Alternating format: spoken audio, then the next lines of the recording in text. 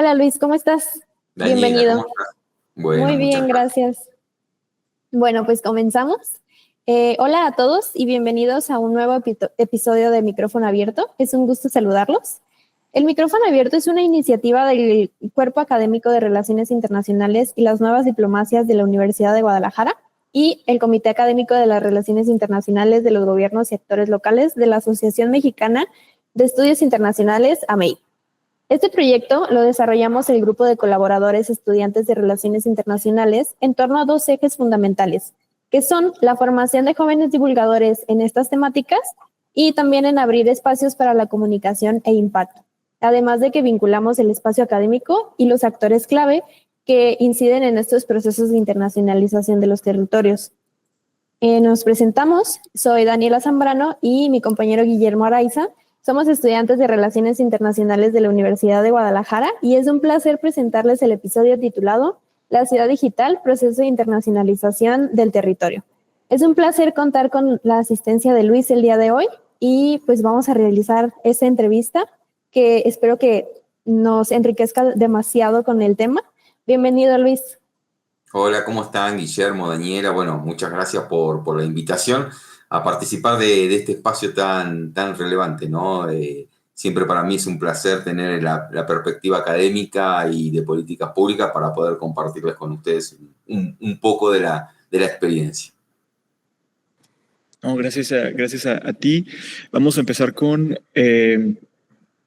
pues, presentarte que pues el día de hoy tenemos el honor de contar con Luis Papagni. Él es ingeniero en sistemas de información por la Universidad Tecnológica Nacional de Argentina, con posgrado en Derecho Informático por la Universidad Nacional de La Plata y cursando maestría en Derecho y Regulación de Ecosistemas Digitales por la Universidad de Externado de Colombia. Ha ocupado cargos estratégicos como subsecretario nacional, director provincial y director general, tanto en Argentina como en el exterior.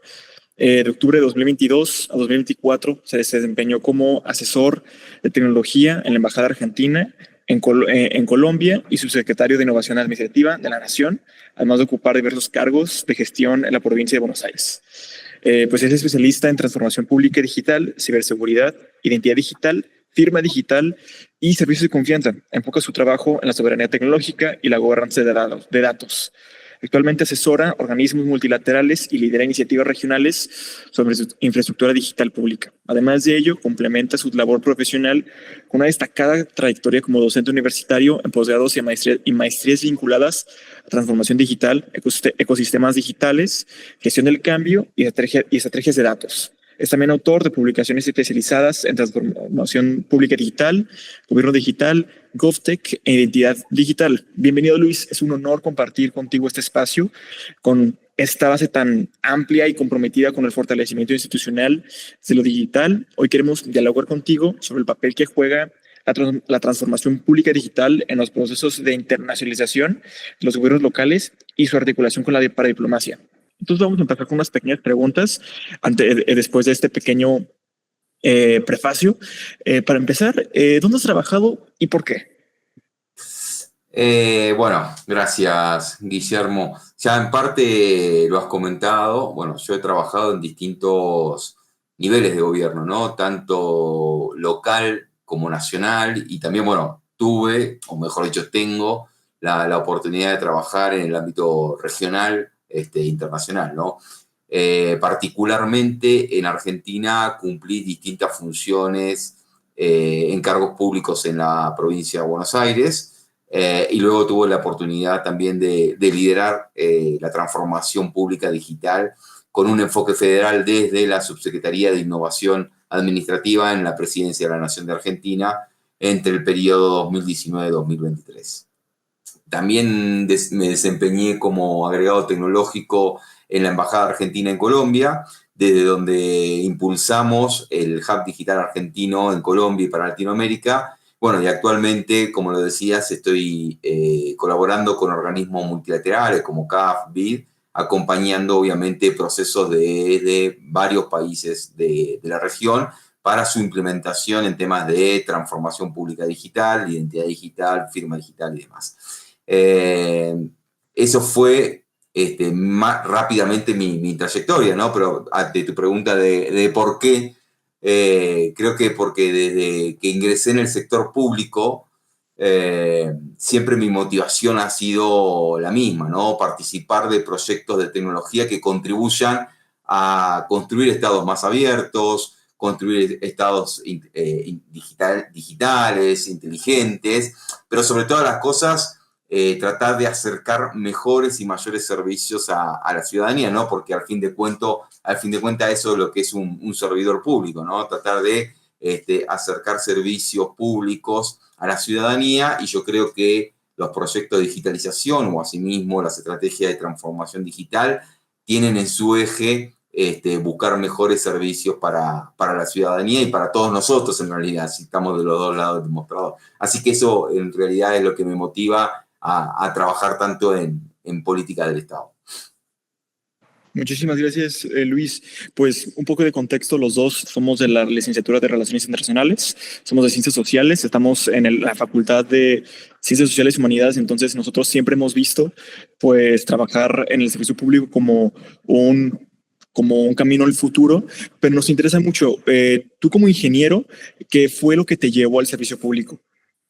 Bueno, esto data de mucho tiempo, ¿no? Yo como estudiante de ingeniería en sistemas, allá en la ciudad de La Plata, en la Universidad Tecnológica Nacional, en la Regional de La Plata, allá cerca del año 2000, en pleno I2K, ustedes eran muy chiquitos o no existían directamente, ¿no? El I2K, no sé si saben o han visto sobre el tema, el I2K fue el primer gran susto digital global que existió, ¿no? Donde se pensaba que un error de código nos podía hacer temer el colapso del mundo moderno por no haber pensado en el año 2000, ¿no? Porque todos los códigos de años se manejaban con 2 dígitos, y ahora pasábamos del 99 al 00, nadie sabía exactamente qué iba a pasar. Entonces, bueno, ahí fue mi primera inserción, yo todavía como estudiante, en el sector público. Empecé como soporte técnico, luego me empecé a formar como desarrollador, ya pasando luego como profesional ya recibido, empecé a trabajar como especialista en base de datos, y más tarde ya siempre en el ámbito privado como project manager en tema de BI, de Business Intelligence. Bueno, y así fui llegando al sector público, es decir, que mis primeros años laborales y profesionales fueron en el sector privado, pero cuando llego al sector público, rápidamente entendí que la tecnología por sí sola no transformaba nada, ¿no? El sector público y la política muchas veces, ustedes que estudian ciencias políticas, lo deben saber mucho mejor que yo, ¿no? La política es el mejor escenario para transformar. Y entendí, como te decía, que la tecnología por sí sola no transforma. Lo que cambia las cosas es cómo realmente usamos esa tecnología para rediseñar procesos, para empoderar a las personas o mismo para fortalecer a las instituciones. Entonces, a partir de ahí fue cuando reenfoqué mi carrera al sector público, a la transformación pública digital, pero con una mirada más integral, que no sea solamente lo técnico, sino que esto sea una combinación de cuestiones tecnológicas, legales, políticas y sociales, que me parece que ese es las 4 puntas del cuadrado de la administración pública, ¿no? Parte de tecnología, parte de legal, parte de político y parte de social, ¿no? Y esa experiencias me fue permitiendo comprender cómo la ingeniería se empieza a convertir quizás en política pública cuando se orienta hacia el bien común. Y me parece que ahí es donde mi carrera como ingeniero terminó explotando dentro del sector público. Muchísimas gracias, Luis. Mi compañera Daniela va a dar el siguiente paso. Bueno, Luis, creo que, bueno, vamos a adentrarnos un poco en conceptos teóricos. Mencionas mucho la transformación digital.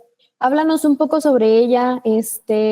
Cuando nos hablas de transformación digital, ¿a qué te refieres exactamente? Mencionas que has trabajado tanto en el sector privado como en el público. ¿Puedes explicarnos un poco qué diferencia en cómo se emplea hay? Bien. A ver, arranquemos por lo básico, ¿no? La transformación digital no se trata de digitalizar, no se trata de informatizar lo viejo, sino que se trata de repensar procesos y procedimientos. Particularmente en el Estado, la transformación pública digital, como se le denomina, o la transformación digital del Estado, lo que permite es repensar el rol del Estado en esta era digital. Por eso se habla de transformar lo viejo en un nuevo paradigma que es esta era digital. Como te decía, no se trata solamente de digitalizar la mal implementada burocracia. Y acá quiero hacer una salvedad, ¿no? Porque me gusta generar este debate y sobre todo con ustedes, ¿no? En ciencia política, porque muchos se quejan o muchos nos quejamos de la burocracia. Pero también hay que realmente saber desde dónde viene la burocracia o qué significa burocracia, ¿no? Creo que su nombre viene del griego, como parte del poder de oficina.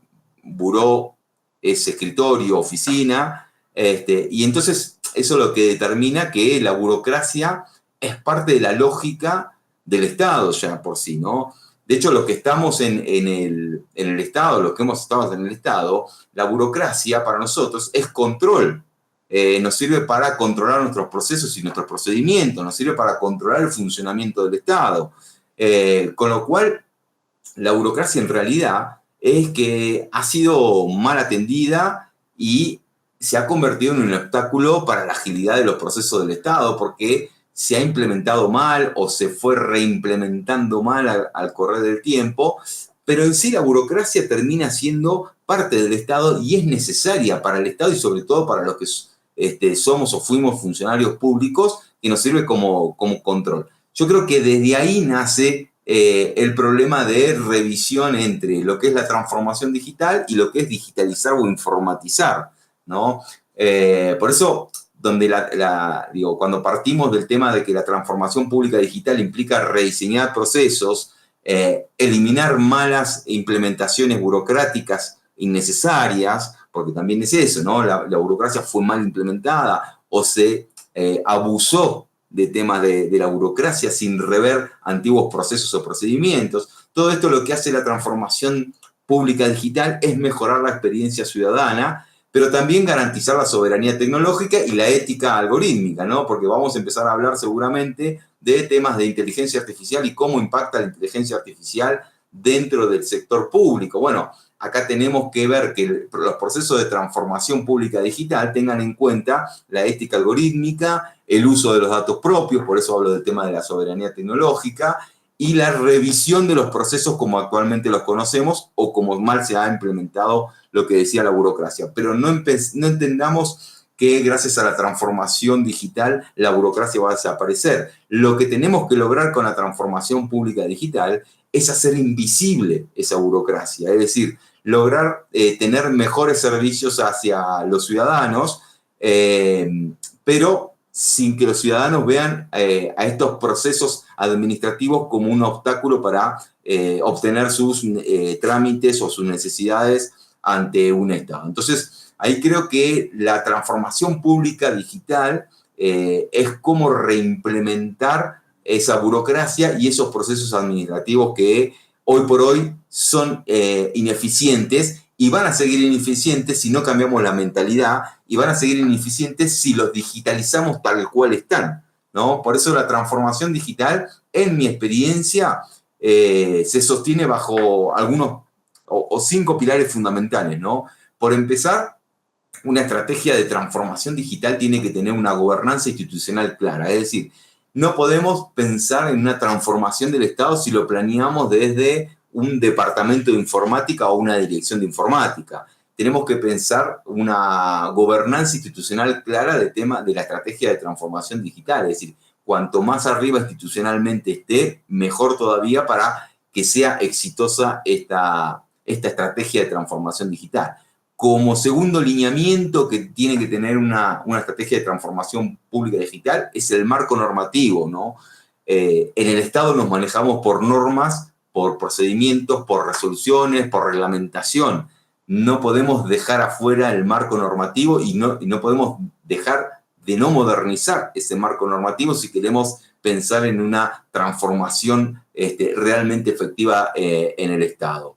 Como tercer pilar está la gestión del cambio organizacional, y ahí yo creo que tiene gran impacto realizar o trabajar fuertemente lo que es el cambio organizacional para dentro del Estado, sobre todo por la idiosincrasia que tenemos muchas veces los servidores públicos y ya que hace mucho tiempo trabajamos en el mismo tema, manteniendo los mismos procesos o procedimientos. Bueno, es importante esta gestión del cambio por el motivo a perder miedos respecto de lo que puede ser la incorporación de nueva tecnología, que las máquinas no van a reemplazar, que la inteligencia va a hacer todo por nosotros. Bueno, no, ahí hay mucho por trabajar en temas del cambio organizacional. Y puertas para afuera también, ¿no? Porque los que somos ciudadanos, como ciudadanos, tenemos que empezar a adquirir estas nuevas tecnologías que los estados nos deben proporcionar y nos deben proponer para manejarnos y relacionarnos con el Estado de una forma digital o algorítmica, y no tanto presencial como estamos más acostumbrados. Entonces creo que ahí, como tercer pilar, ver una gestión del cambio, puertas para adentro y puertas para afuera. Como cuarto pilar de una estrategia de transformación digital, tenemos que tener en cuenta lo que denominamos los servicios digitales, pero servicios digitales centrados en el ciudadano, ¿no? No podemos pensar los servicios digitales tal cual están hoy implementados como trámites burocráticos en una repartición pública. Y para eso hay herramientas como herramientas para poder implementar nuevas formas de servicios digitales, repensando los procesos. Y para eso tenemos que repensar qué es lo que necesita el ciudadano.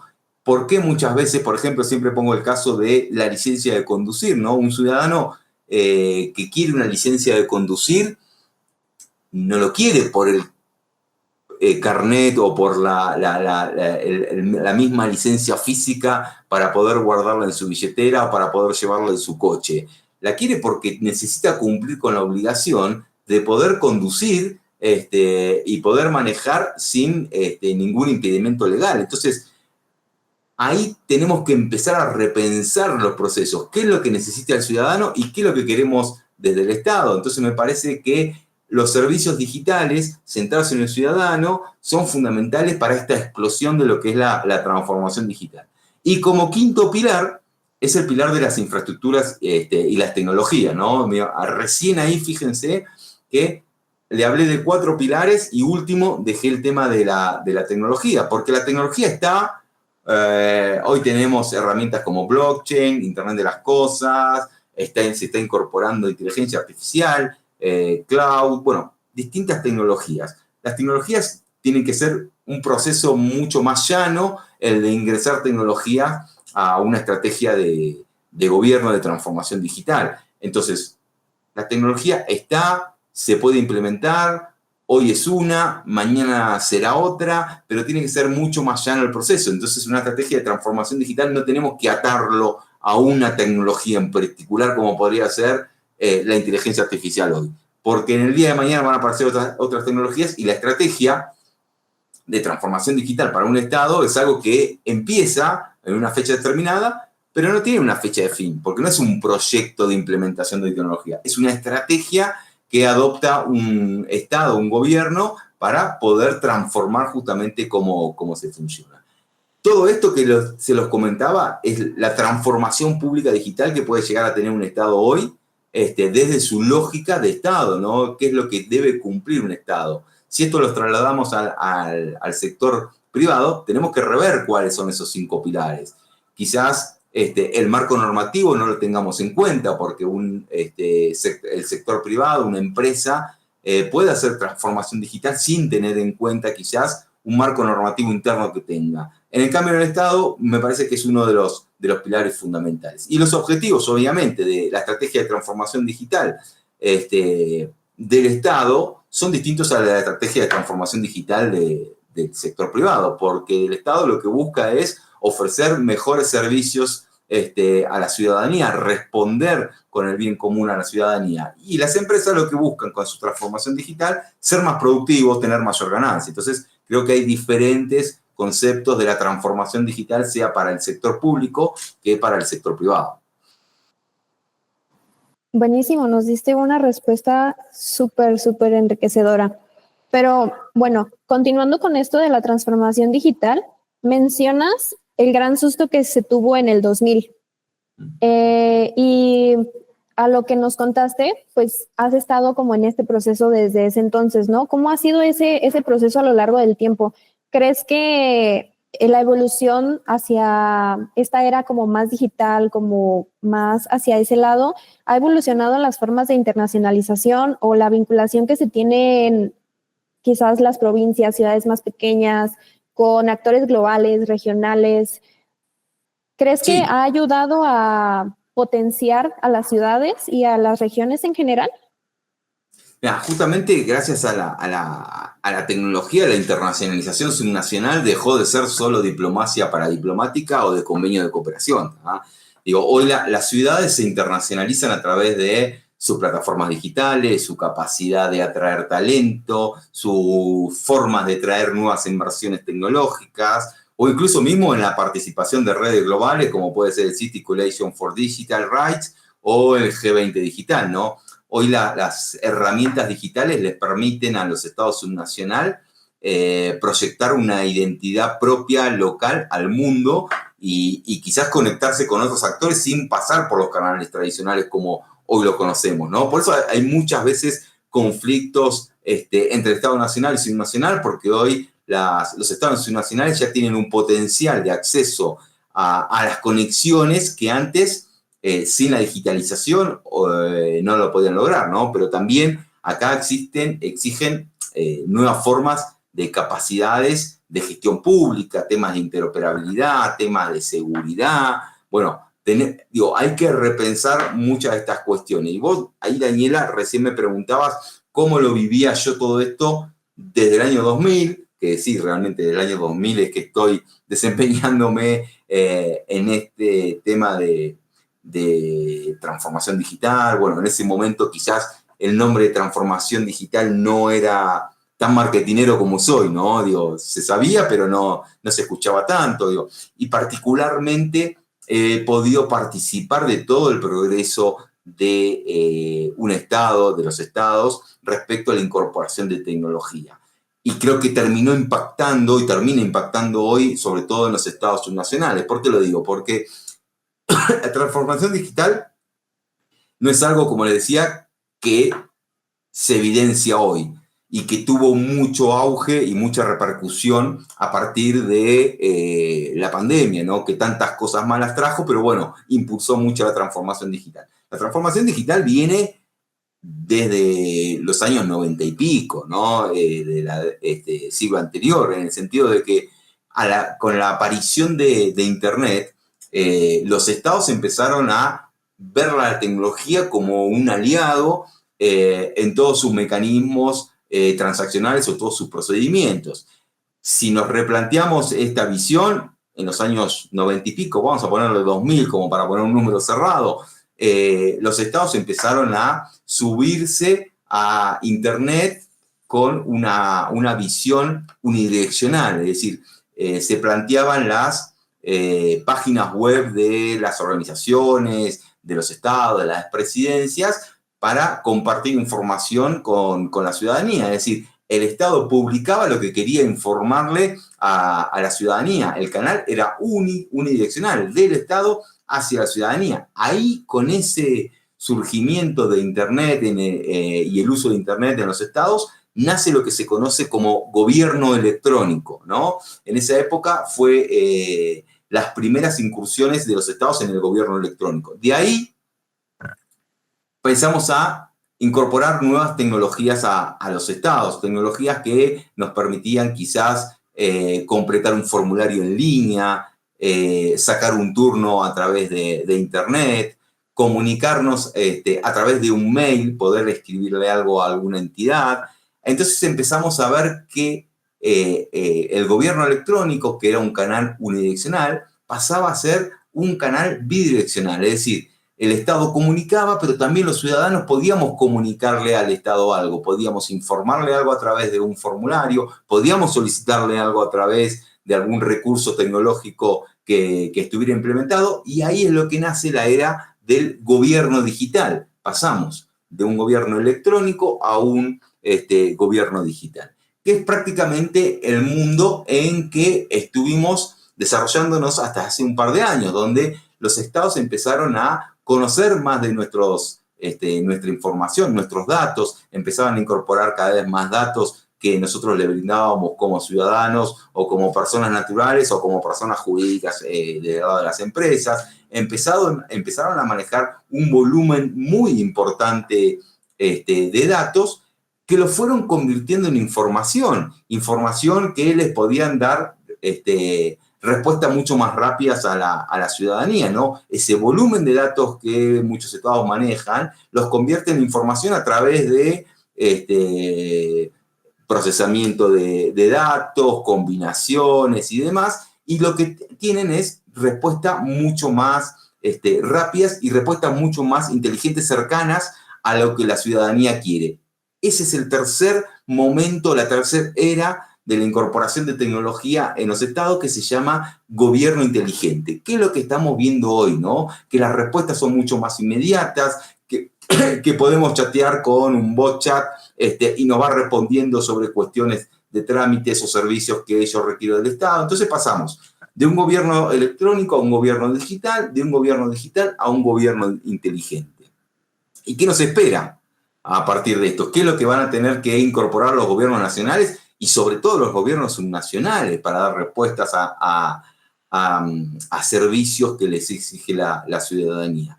Nos espera un gobierno que se va a anticipar seguramente a muchas de nuestras acciones. Un gobierno que, una vez que nos registren como ciudadanos, a partir del momento que nacemos, nos va a poder anticipar y nos va a poder otorgar esa credencial de identificación.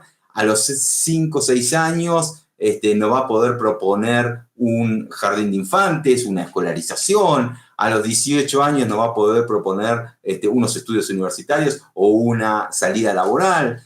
A los 60, 70 años nos va a poder proponer nuestra pensión o nuestra jubilación. Digo, el gobierno, con toda la cantidad de datos, aplicando obviamente transformaciones, obteniendo información a partir de esos datos y utilizando la inteligencia artificial con sus múltiples procesamientos. Habrán escuchado hablar de la computación cuántica, que va a permitir hacer millones de procesamientos mucho más rápidos que la computación tradicional. Y todo eso lo que va a lograr es que el gobierno se anticipe a las necesidades que tiene el ciudadano. Entonces, la relación Estado-ciudadano se va a ir modificando como se fue modificando en todas estas eras. Y vamos a llegar a lo que se está pensando o denominando como el gobierno cognitivo, un gobierno que se anticipa a todas estas proyecciones. Y ese gobierno cognitivo, particularmente en los estados subnacionales, lo que va a lograr es el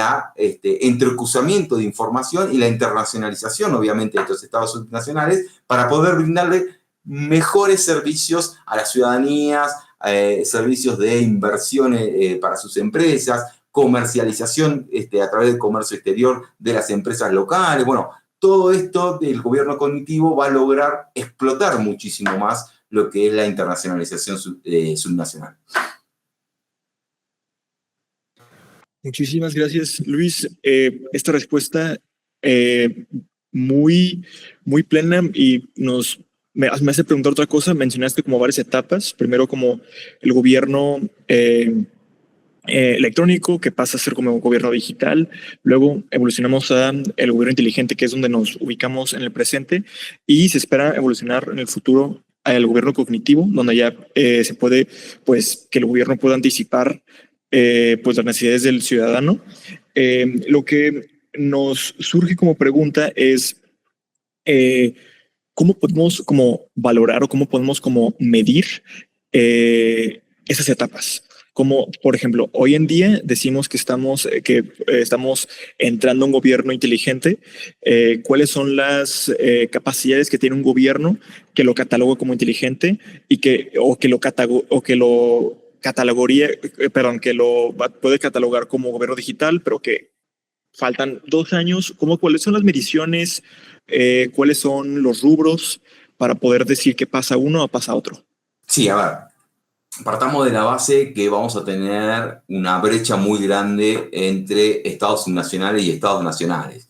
Y mismos entre los estados nacionales por lo menos estados nacionales de la región, que es donde tengo la suerte de poder desempeñarme y conocer, también existen grandes brechas donde podemos catalogar que hay ciertos estados nacionales que están en un proceso aún de gobierno electrónico, cuasi gobierno digital, y hay estados nacionales que están más cerca de un gobierno cognitivo que un gobierno inteligente. Pero esto, ¿por qué se debe? Y se debe por varias cuestiones, ¿no? Se debe por servicios públicos digitales que ya tengan implementados, procesos interoperables, la utilización de datos confiables, las infraestructuras públicas de datos que tengan alguna, los niveles de soberanía que puedan manejar en temas de tecnología. Bueno, hay distintas cuestiones que pueden marcar esas etapas que tienen los estados dependiendo de la implicación o la importancia que le estén dando a la estrategia de transformación digital que vienen llevando sin saberlo hace muchos años, y ahora por ahí se están dando cuenta de que esto forma parte de una estrategia. Particularmente si lo vemos en los estados subnacionales, muchas veces estos estados subnacionales necesitan el apoyo del Estado nacional, sobre todo las ciudades, ¿no? Hoy muchos escuchamos hablar de ciudades inteligentes, ¿no?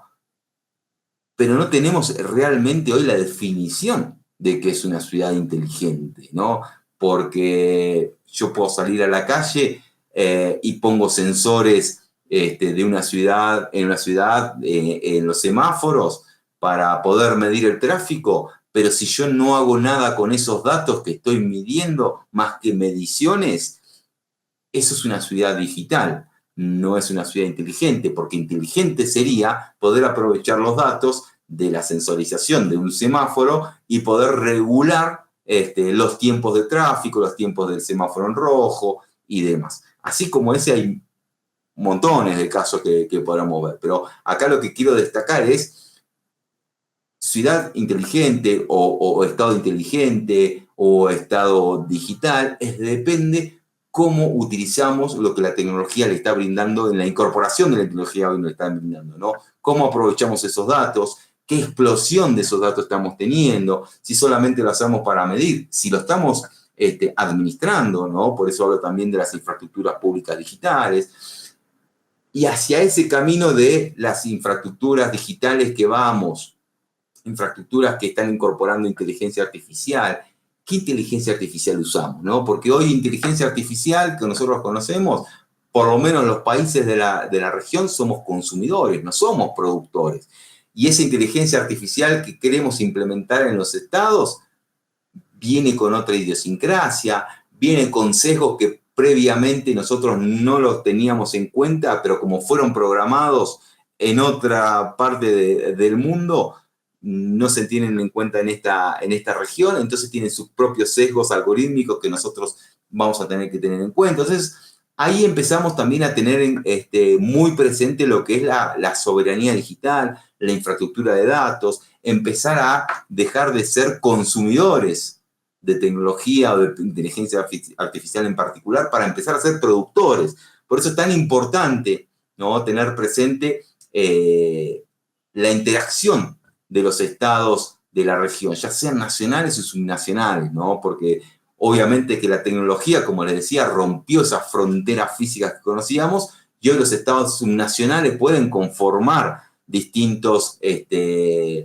agrupamientos que los ayuden a potenciar todo este desarrollo. Pueden ciudades o provincias de distintos países configurar un hub de datos propios y tener su propia infraestructura de datos para manejar los algoritmos de la inteligencia artificial con datos propios y minimizar esos sesgos que pueden traer las inteligencias artificiales exportadas. Por eso creo que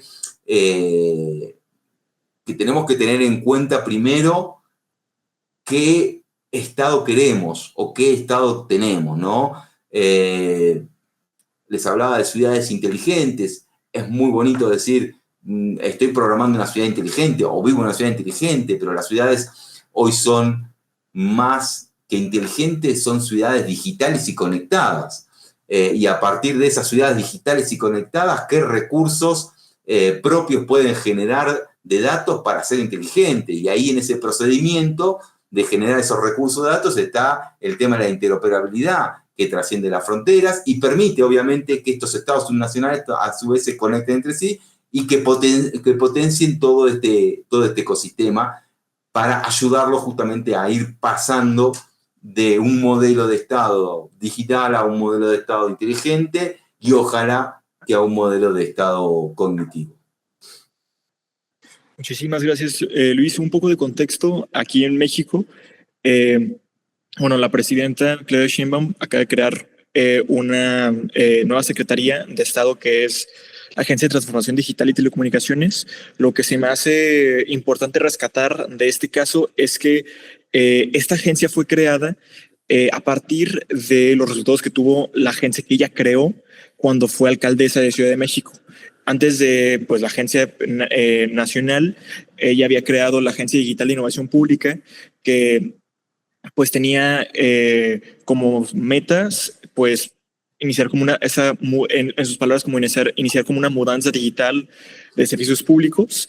Y lo que se me hace muy interesante que está diciendo es que al final de cuentas, no puede replicar el modelo de Ciudad de México a una escala nacional, porque pues Ciudad de México estamos hablando de una de las ciudades más ricas del mundo que ya tiene una infraestructura digital y electrónica muy consolidada. Tiene las dos universidades nacionales más importantes, el Politécnico y la UNAM. Tiene una red muy, muy grande, lo cual el país no tiene, o muchas regiones del país no tienen. Entonces me hace muy interesante de esa cuestión de que, pues sí, en varios casos fueron los gobiernos, en este caso un gobierno subnacional, que es la Ciudad de México, fue pues la que lo implementó primero y puede pues a escala pasar a otras regiones. Bueno, en el caso nosotros somos de Guadalajara, que pues Guadalajara es, a diferencia de Ciudad de México, pues nada más es un municipio que pues forma parte de una metropolitana dentro del estado de Jalisco, y pues a partir de se va escalando a escala nacional. Pasando de este pequeño preámbulo, de parte de contexto del caso mexicano, nos interesa mucho también el caso pues argentino, del que usted se formó y se sigue formando. Entonces vamos a pasar a preguntas más prácticas. En el caso, bueno, en su experiencia, ¿qué tecnologías emergentes? Y podemos hablar desde que entró al servicio público en los 2000. Sí, pues en una tecnología emergente pues lo fue el Internet. Sí han demostrado como el mayor valor para la administración pública y cómo decirle cuál es más adecuada para cada caso. Podemos hablar, por ejemplo, del blockchain, que se empezó a escuchar mucho por allá de 2015 con el gran surgimiento de Bitcoin, y todas las tecnologías como afines a cripto y a blockchain. Pero pues vemos que se frenó un poquito esa discusión. Ahorita estamos hablando más de inteligencia artificial. Entonces, ¿qué tecnologías han sido las que se han consolidado más de mayor valor para la administración pública desde que entró al servicio? Guillermo, primero quiero tomar tu comentario, ¿no? Porque me parece muy valorable. Hoy por hoy, México en la región está marcando un camino que deberían seguir casi todos los estados nacionales que aún no lo hayan hecho, por lo menos en la región. Empezar a, lo que yo les decía al principio, o hace un rato, empezar a tener una gobernanza clara de las estrategias de transformación digital. Con la creación de esta agencia en un Estado nacional, lo que le está dando es justamente esa gobernanza a todos los proyectos de transformación digital, una gobernanza con una autarquía bastante importante, siguiendo quizás algunos lineamientos o conocimientos que tiene hoy Uruguay. Uruguay tiene una agencia, la GESIC, la Agencia de Gobierno Electrónico, hace 14 años, ¿no?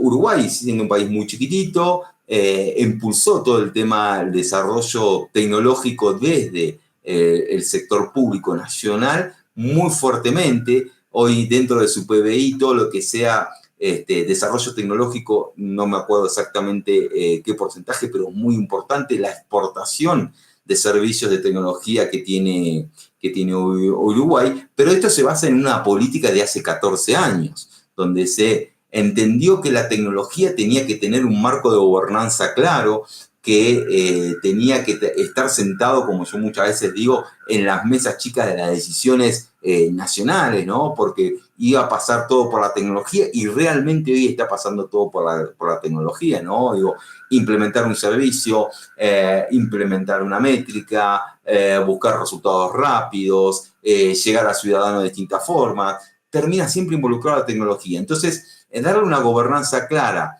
al tema tecnología, al tema digital, me parece sumamente importante en un Estado nacional de un país tan importante como México.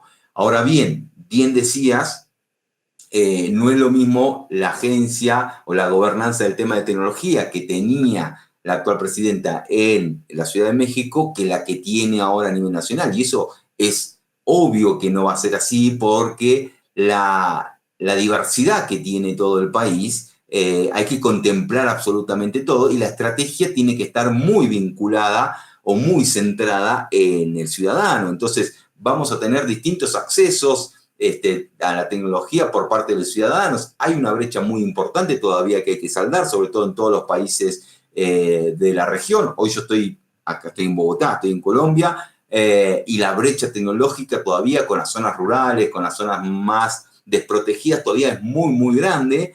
Entonces las estrategias de transformación digital tienen que estar en incorporar y absorber a todos los ciudadanos de su país. Entonces me parece que la política de tecnología que lleve un Estado nacional no siempre se va a ver reflejada en un Estado subnacional, ¿no? Porque son distintas acciones que tiene que cumplir un Estado y tiene que responder sobre todas esas sin dejar afuera a nadie, ¿no? Lo importante acá es no dejar afuera a nadie.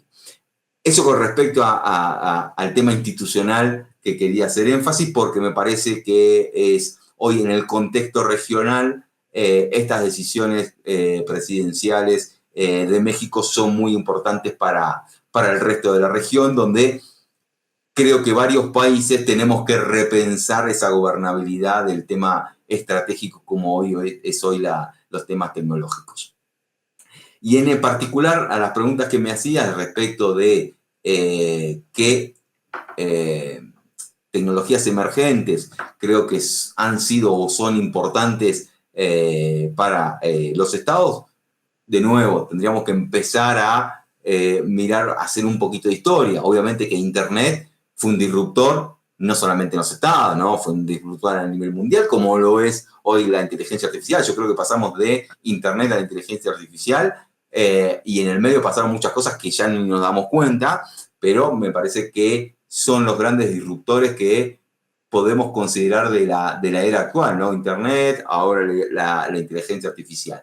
Y como otras herramientas, en particular respecto de temas de tecnología emergente, obviamente que el blockchain trajo una revolución y sobre todo en temas de trazabilidad, de seguridad, en temas de auditoría, en temas para el gobierno sobre todo o para los estados es muy importante las implicancias que tiene el blockchain porque es un mecanismo de control, es un mecanismo de seguridad, es un mecanismo de confianza para con la ciudadanía. Y no lo miro al blockchain como el tema de criptomonedas, ni como el tema financiero, sino que lo veo a blockchain como una tecnología donde podemos llevar la trazabilidad de la documental, donde podemos actuar de manera mucho más segura que en un sistema centralizado, en un sistema, un CRM implementado en un estado.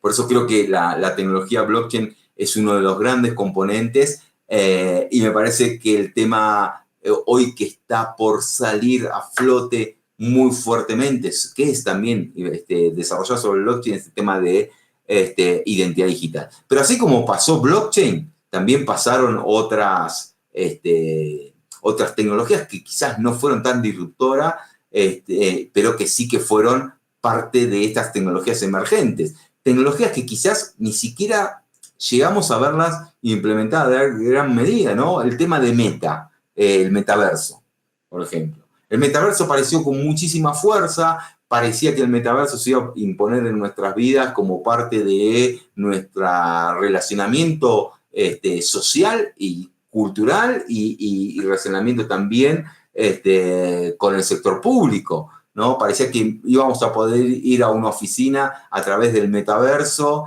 y hacer nuestros trámites. Acá en Colombia se llevó adelante un proceso judicial en el metaverso, donde cada uno tenía su avatar, los fiscales, los jueces, los abogados, bueno, todo el ecosistema judicial tenía su avatar para poder articular dentro del metaverso. Se llevó el proceso judicial, fue válido legalmente, se usó la firma digital, otra tecnología disruptiva o emergente, para poder darle validez a la documentación que cada uno de los abogados, jueces fueron firmando, mientras cada uno estaba en su oficina, en su casa, donde sea, desde el metaverso interactuaban, pero firmaban la documentación como si estuvieran presencialmente con firma digital. Entonces, bueno, distintas herramientas. ¿Pero qué pasó con el metaverso? Bueno, el metaverso no terminó de explotar por una cuestión económica, por los altos costos que tiene implementar hoy el metaverso. Quizás dentro de 5, 10 años veamos la explosión real del metaverso cuando esos costos de su implementación, pensando hoy en que se está trabajando ya en una computación cuántica donde los niveles de procesamiento son mucho más altos, entonces reduce muchas veces las necesidades tecnológicas para procesar cantidad de imagen, capaz que ahí el metaverso vuelve a tener su reaparición y explosión, pero bueno, en definitiva, a tu pregunta, distintas herramientas o tecnologías emergentes se fueron implementando en los procesos del Estado. Yo creo que muchas tuvieron su gran auge y después se mantuvieron, el caso de la firma digital o firma electrónica, otras tuvieron un gran proceso de explosión, como les decía, el tema del metaverso, que finalmente no se aplicó, y otras como el blockchain me parece que va por una curva no tan exponencial de implementación, pero por una curva mantenida hacia arriba en la implementación de distintas cuestiones sobre tecnología blockchain, ya sea documental, ya sea temas de identidad, ya sea temas de trazabilidad o de seguridad. Entonces, hay distintas herramientas emergentes que han podido ser impactantes dentro de los funcionamientos de los estados. Muchísimas gracias. Ahorita mencionó identidad digital, entonces quería hacer un pequeño preámbulo, un poco de contexto, siguiendo con la agencia que acaba de crear la presidenta Sheinbaum. México no tenemos un DNI, no tenemos un carné para comprobar nuestra identidad. De hecho, para nosotros comprobar nuestra identidad, usamos la tarjeta, nuestra credencial electoral, el INE. Y el INE se convirtió como en el equivalente al DNI. Sin embargo, técnicamente existió un DNI que es el CURP, pero el CURP nada más ha sido, desde que nacimos, pues letras y números. Nada más ese es tu CURP y ya. Con la nueva reforma que creó la nueva agencia, en el marco normativo pone como uno de los objetivos que el CURP se convierta en no solamente en una tarjeta, pero también en una tarjeta digital que pues tenga pues la foto, los datos biométricos y tiene el objetivo en el marco normativo de la adopción y el uso de la identidad y ciudadanía digital. Se me hace muy interesante que haya mencionado identidad digital como una tecnología emergente y me interesa ¿qué mencionarías más de la identidad digital? A ver, la identidad digital, me voy a hacer un poquito de nuevo historia. Ya verán que me gusta hablar mucho de la historia. Pero planteo siempre temas de historia como para ver dónde estamos parados hoy, ¿no? La identidad como sí sola, en los países de la región, siempre ha sido ese acceso a todos los derechos que tenemos como ciudadanos, ¿no? Por eso se ha convertido en el derecho fundamental, ¿no? Tener nuestra propia identidad. ¿Qué ha pasado a lo largo de estos últimos 25, 30 años con la aparición de Internet? Que nosotros empezamos a utilizar Internet en distintas plataformas, creándonos una identidad, accediendo a distintos servicios con una identidad, comprando artículos con una identidad, participando de las redes sociales con una identidad. Es decir, si yo les pido ahora a Guillermo o Daniela que me digan cuántas identidades o identificaciones digitales tienen, les puedo asegurar que no saben. Porque van a tener una identidad, una identificación para los trámites con el Estado Nacional, una identificación, y quizás dentro del Estado Nacional, una para el servicio tributario, una para el servicio social, una para educación, bueno, distintas. Después, otras identidades para el Estado subnacional, para hacer trámites locales, para poder acceder a ciertos servicios públicos y demás. Eso por el lado del Estado. Después deben tener identidades o identificaciones digitales para el acceso financiero a los bancos, ¿no? El home banking y las distintas plataformas o medios de pago que tengan y demás. Después deben tener otras tantas para una prepaga de salud. Después deben tener otras identidades para los temas de la universidad. Después deben tener otras identidades también para sus correos electrónicos. Deben tener también otras identidades o identificaciones para sus actividades sociales, para las redes sociales. Entonces, si nos ponemos a pensar, ¿cuál es mi identidad dentro del mundo digital? Y son, en mi caso, yo una vez las tuve que contar para dar una capacitación, yo tenía más de 153 identidades digitales distintas. ¿Ah? A lo largo de mi vinculación con el mundo de Internet, 153 identidades distintas tenía. Entonces, hoy por hoy no estamos viviendo en el mundo digital como vivimos en el mundo analógico. Porque en el mundo analógico, cuando Guillermo, Daniela se quieren presentar a hacer presencialmente un trámite, lo que muestran es su cédula, su CURP, su tarjeta de identificación, una sola identificación. Con esa sola identificación, ustedes se pueden relacionar para entrar a un club, para entrar a una academia, para entrar... ustedes se identifican en el mundo analógico con una sola identificación. ¿Bien? El mundo digital lo que pasó es que evolucionó tan rápido y aprendimos a vivir en el mundo digital que no nos dimos cuenta de lo que estaba pasando en el mundo analógico. Entonces se fue desvirtuando ese mundo digital. Bueno, hoy en día, sobre todo con la aparición de la inteligencia artificial, se empieza a cuestionar esa identidad digital que tenemos, tanto para la identificación de como personas, como para el perfilamiento que podemos tener, ¿no? Todo nuestro pasado digital se empieza a ver cuestionado con la aparición de la inteligencia artificial y lo que puede provocar la inteligencia artificial con todos los datos o con todos los muestras que fuimos dejando, los rastros que fuimos dejando en todo el mundo digital. Y todo eso conforma nuestra identidad digital. Entonces hoy se empieza a plantear justamente el tema de la identidad digital. ¿Cuál es la identidad digital que queremos? ¿Cuáles son las identidades digitales que quieren cada uno de los países, sobre todo de la región, plantear para los ciudadanos, ¿no? Porque la identidad digital, así como la identidad analógica, es el abrepuerta de entrada a todos los derechos y servicios, ¿no? Y los derechos se empiezan a trasladar hacia el mundo digital y empezamos a tener derechos digitales. Entonces tenemos que tener una sola identidad digital, ¿no? Una sola digital con un estándar definido. Y cuando hablo de estándar, fíjense que en el mundo analógico también hay un estándar definido, quizás sin saberlo, o quizás alguien lo pensó, pero todos tenemos la tarjeta de identificación.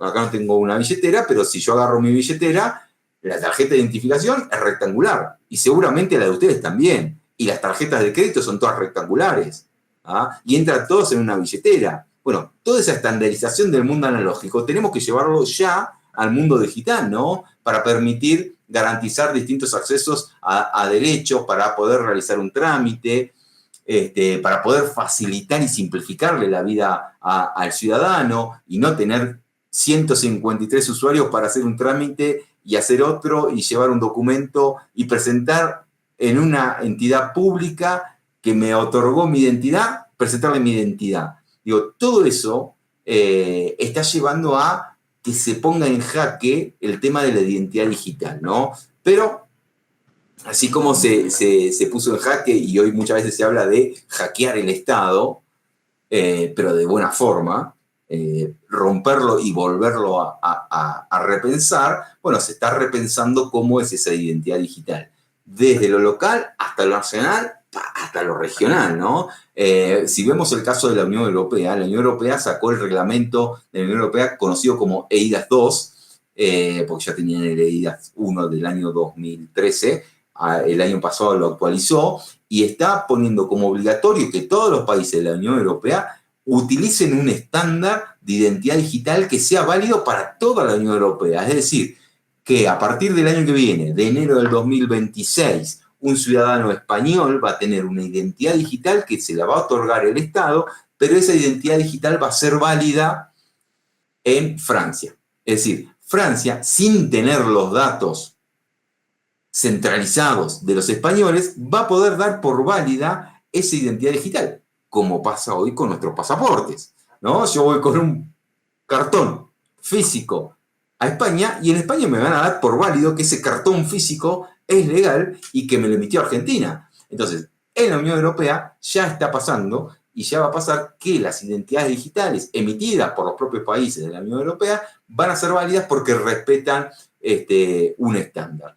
Y esa reconfiguración del mundo digital es lo que tenemos que empezar a atacar de una forma en los países, sobre todo de la región, ¿no? Empezar a ver qué identidad vamos a tener, cómo vamos a usar esa identidad, cómo vamos a interoperar con esa identidad, pero sobre todo tenemos que empezar a mirar también esas brechas tecnológicas que hablábamos, que por ahí son mucho más grandes que la Unión Europea. Entonces no podemos tomar el modelo tal cual se está implementando en la Unión Europea, sino que tenemos que tener nuestro propio modelo, nuestra propia gobernanza de identidad digital y nuestra propia soberanía sobre los temas de la identidad digital y de nuestros ciudadanos. Acá hay un déficit muy grande hoy en temas de identidad digital confiable, sobre todo en Latinoamérica, sobre todo porque muchas veces han sido hackeados los servicios públicos, ¿no? Entonces, hay un informe del BID que dice que más del 50% hoy de las personas de América Latina no cuenta con una forma robusta de identidad digital en su Estado nacional. Entonces, es importante empezar ya a replantearse todos estos beneficios de la identidad digital descentralizada, que, vuelvo a la pregunta anterior, si vamos a plantearnos sobre qué tecnología está realizado justamente sobre la tecnología blockchain. Por eso digo que la tecnología blockchain va impactando, quizás no tan abruptamente, pero de a poquito se va impactando en los modelos de estrategia de transformación digital de los estados. Luis, antes de que se me vaya, ya que mencionaste la de la Unión Europea, yo te quería preguntar, ¿cómo es que la identidad digital fomenta a la internacionalización? Porque creo que la mayoría de los ejemplos que nos diste son como de identidades digitales personales. Entonces, ¿cómo esto puede fomentar a la internacionalización, a que no como personas individuales nos veamos en lo digital, sino que también sea como nación, quizás como sociedad? ¿Cómo crees que se fomentaría esa internacionalización? Y pues, ¿qué ventajas y desventajas tiene, no? ¿En qué nos podría apoyar, por así decirlo? A ver, arranco por atrás. Una de las ventajas, para mí hoy, sobre todo en la región, es la brecha tecnológica que tenemos, la falta de conectividad plena que tienen algunos países de la región. Todo eso puede alentizar o ralentizar en realidad la implementación de una identidad digital soberana o descentralizada para los países de la región. Ahora bien, ¿qué beneficios? Y muchos, ¿no? Porque la identidad digital es un abrepuertas, como decía, de todos los servicios del Estado. Y esto permite muchas veces garantizar que quien accede a un derecho o a acceder a realizar un trámite es quien dice ser. Y que una identidad emitida por un municipio o por una provincia sea válida para yo utilizarla en un municipio o una provincia de otro país, es parte de los beneficios que tiene, ¿no? Digo, yo, mi identidad, sin moverme de mi casa, podría estar haciendo trámites de Bogotá, de Buenos Aires o de México con mi propia identidad, porque todos reconocen, no tengo que registrarme nuevamente en otro municipio. Y eso le sirve muchísimo a la internacionalización, sobre todo de los estados subnacionales, ¿no? Porque desde lo local una buena implementación de identidad digital puede habilitar servicios móviles, puede reducir lo que es la brecha con poblaciones rurales, puede trabajar muchísimo, muchísimo el tema de migración, ¿no? Los países de la región tenemos muchísimo conflicto en migraciones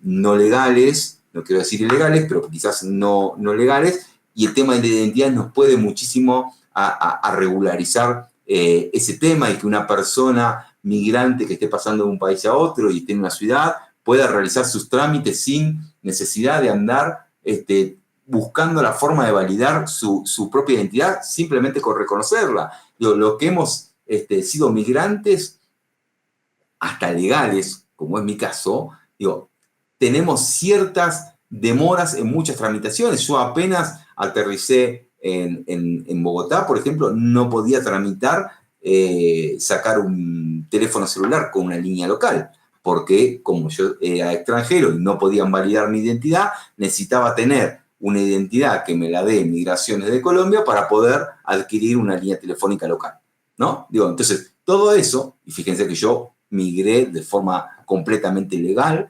se empieza a dificultar. Entonces, justamente la identidad pasa a ser un abrepuertas para integrarse con plataformas locales de muchos municipios y facilita obviamente lo que es la cooperación, la movilidad, la inclusión financiera y obviamente que también la protección o el acceso a los derechos que tenemos los ciudadanos de toda la región. Por eso para mí esto genera un activo muy invisible, ¿no? Pero vital, que es la confianza, ¿no? La confianza de los estados subnacionales, la confianza de la cooperación, la confianza de la colaboración mutua de todos los estados subnacionales para que esto sea realidad.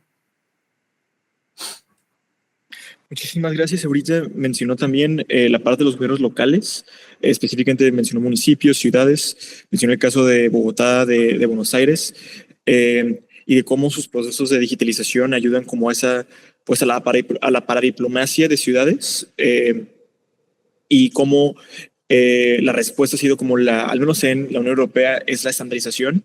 Entonces le quería preguntar qué buenas prácticas en la transformación digital puede, en la paradiplomacia, puede ayudar a que toda la región, no solamente desde gobiernos locales, pero también a gobiernos nacionales, pueda pues acercarse más. Sabemos que hoy en día, a diferencia de la Unión Europea, pues América Latina no tiene una entidad o un organismo que como la Unión Europea. Entonces, ¿cómo tecnologías como la identidad digital, cómo podrían consolidarse para ayudar a ese escenario?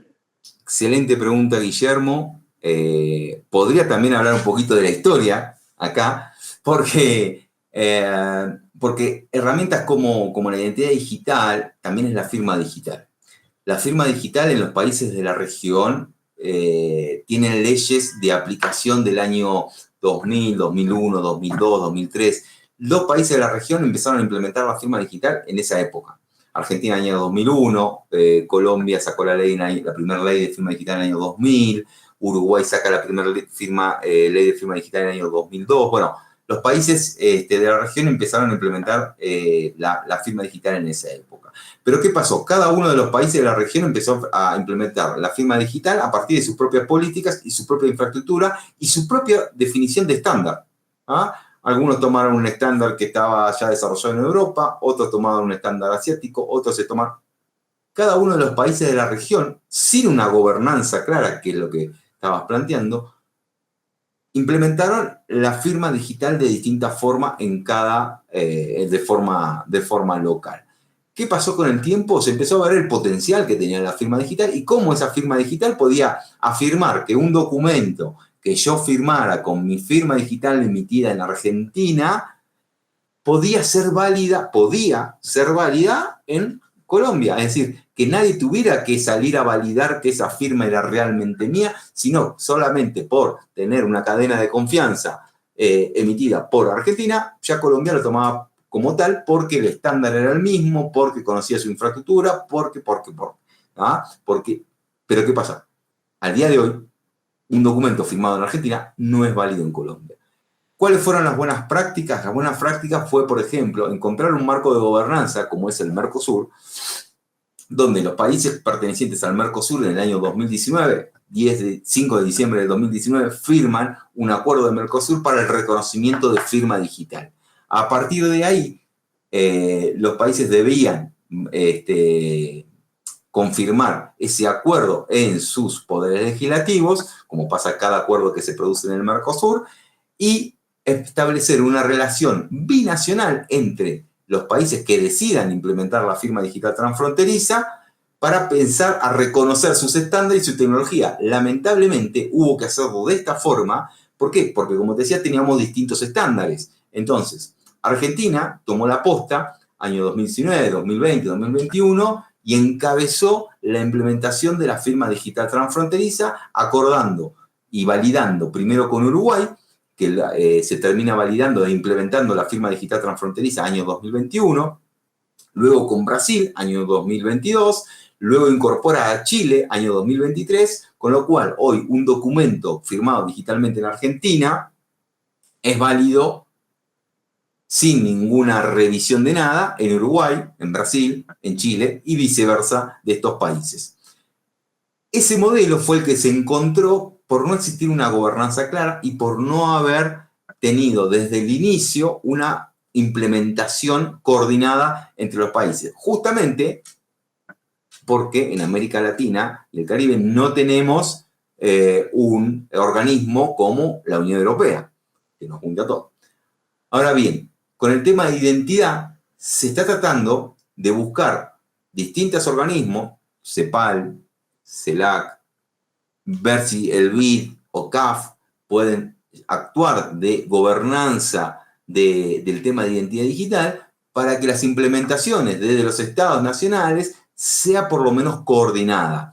Para ello, y acá voy puntualmente a tu pregunta, que si había algún caso que podamos nombrar, te nombré lo de firma digital, pero puntualmente sobre identidad digital, Argentina y Uruguay acordaron llevar adelante el piloto de identidad digital rioplatense, donde una identidad emitida por Argentina para un argentino es válida para utilizar en los sistemas del gobierno nacional, del Estado Nacional de Uruguay, y lo mismo viceversa. ¿Por qué? Porque se mantuvieron los mismos estándares para crear esa identidad digital y se convenió en llevar adelante esta prueba de concepto para demostrarle al resto de los países lo importante que es poder tener una identidad digital estandarizada a nivel regional y quizás trabajar en algún esquema de gobernanza que potencie a todo el marco de la región para poder tener estandarizado y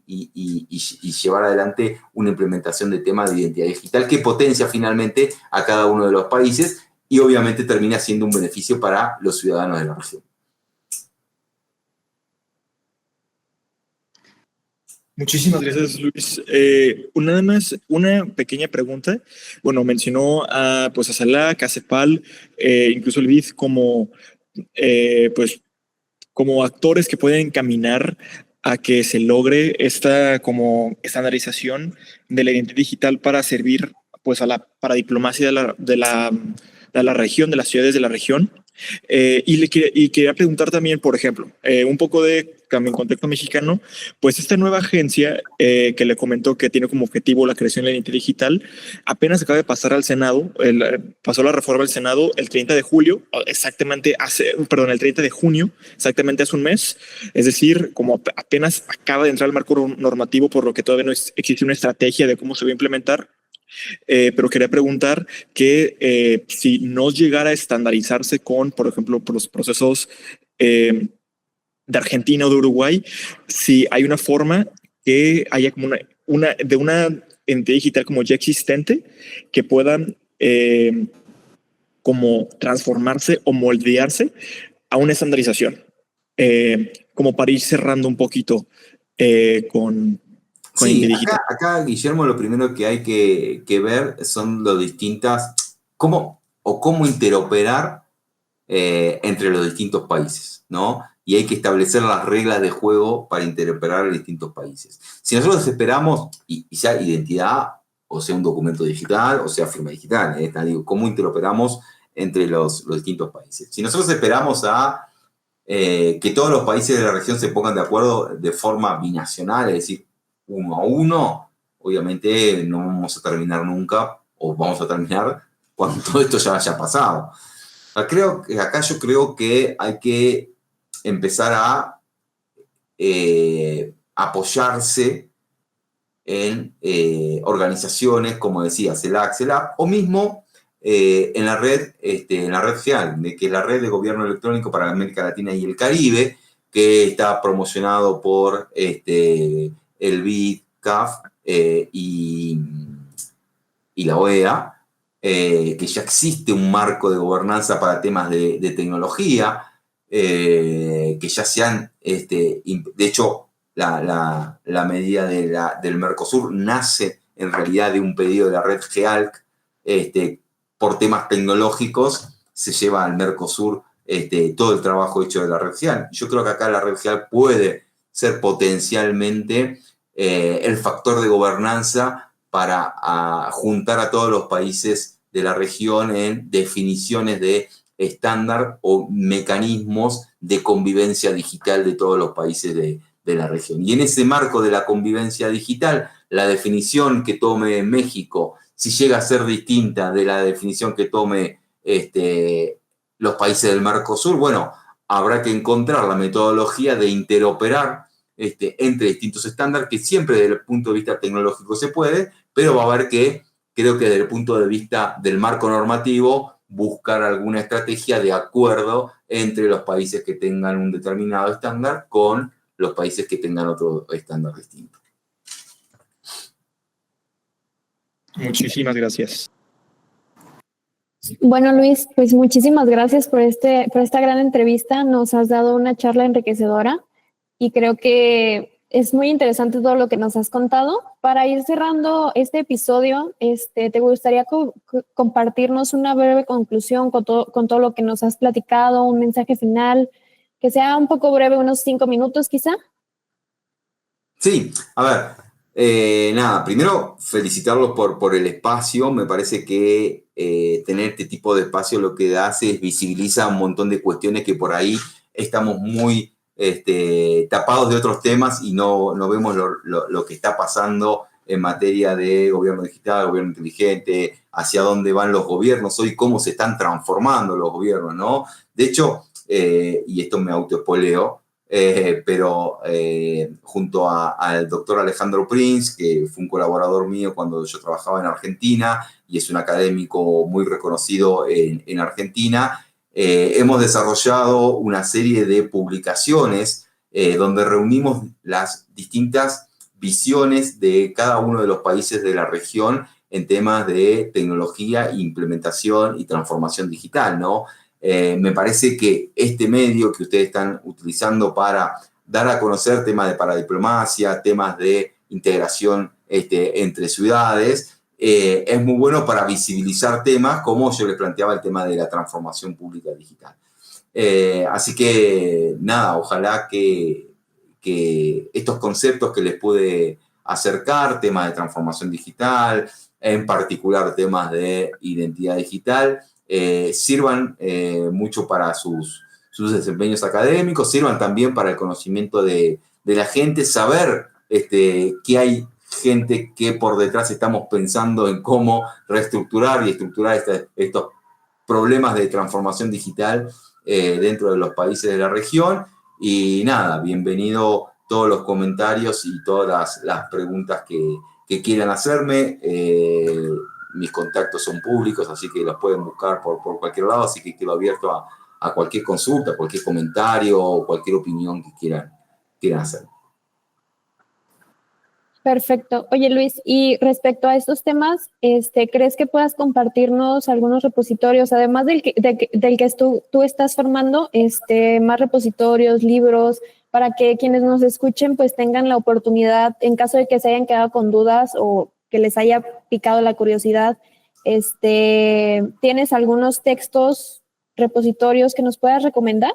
Miren, yo les recomiendo para estos casos así, si les interesan los temas de transformación digital, temas de confianza digital, temas de blockchain para gobiernos, hay 3 repositorios donde yo siempre voy a buscar información, que es el repositorio de CAF, del Banco de Desarrollo de América Latina y el Caribe. Hay un repositorio particular de temas de infraestructura digital pública para Latinoamérica, el repositorio de CEPAL, donde tienen el Observatorio de Desarrollo Digital, y el repositorio de la OEA, donde preferentemente los escritos de Mike Mora sobre trabajos de identidad digital y confianza pública son sumamente interesantes. Si después quieren profundizar un poco más, yo actualmente estoy leyendo un libro justamente se llama Identidad Digital, de Paloma Llanesa,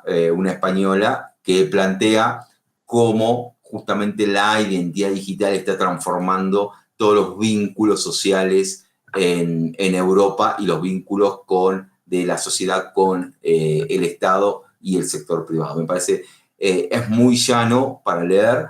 La verdad que la escritora Paloma Llanesa escribe de una forma muy cercana al lector, cuenta la problemática desde la propia visión y la propia experiencia con los temas de identidad digital en este caso, y me parece que es una lectura que se lleva muy bien y que les puede interesar mucho si quieren indagar en el tema de la identidad digital. Y habla mucho también de la historia de la identidad. Así que sí. Muchísimas gracias, Luis. Pues hemos llegado al final de este episodio de Micrófono Abierto. Queremos invitarte e invitar a nuestros oyentes a que pues sigan compartiendo este tipo de proyectos, este tipo de material. Pues muchas gracias, nos despedimos y les dejamos la invitación abierta para que nos sigan escuchando, compartiendo y dialogando acerca de estos temas. Y pues nos vemos en un próximo episodio. Hasta la próxima.